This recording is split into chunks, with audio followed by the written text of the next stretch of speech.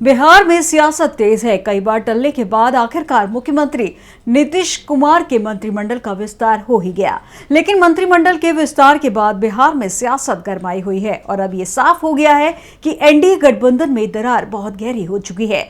तो क्यों बिखर गया एनडीए, क्या है पूरा मामला, जानने के लिए देखिए ये रिपोर्ट। बिहार में सियासी पारा हाई है। शुक्रवार को नीतीश कुमार सरकार का कैबिनेट विस्तार हुआ।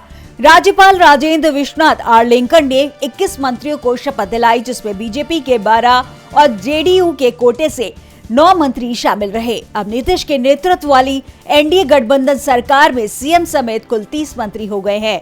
इनमें से बीजेपी के 15, जेडीयू के 13, हम पार्टी और निर्दलीय कोटे से एक मंत्री बनाए गए हैं।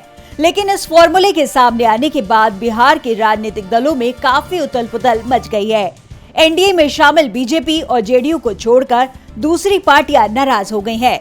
नीतीश के मंत्रिमंडल में दूसरे सहयोगी दलों के नेताओं को जगह नहीं दी है। दरअसल हम के नेता जीतन राम मांझी 2 मंत्री पद की मांग कर रहे थे। संतोष सुमन तो पहले से ही मंत्री थे। ऐसे में एक और मंत्री पद के लिए मांझी दबाव बना रहे थे, लेकिन नीतीश ने हमको दूसरी सीट नहीं दी। तो वहीं बीजेपी आरएलजेपी यानी पशुपति पारस की पार्टी से प्रिंस राज को मंत्री बनाने को तैयार थी, लेकिन पशुपति पारस मंत्री पद की जगह लोकसभा चुनाव में सीट बंटवारे पर जोर दे रहे थे और उन्होंने अपनी पार्टी के प्रिंस राज को मंत्री बनाए जाने के बीजेपी के प्रस्ताव को खारिज कर दिया, जो इस बात के संकेत देता है कि पशुपति पारस और बीजेपी के बीच अब रिश्ते टूटने की स्थिति में पहुंच गए हैं।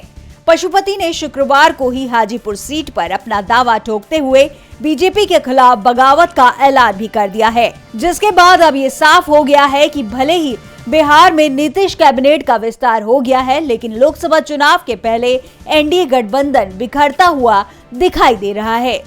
डीवी लाइव की रिपोर्ट।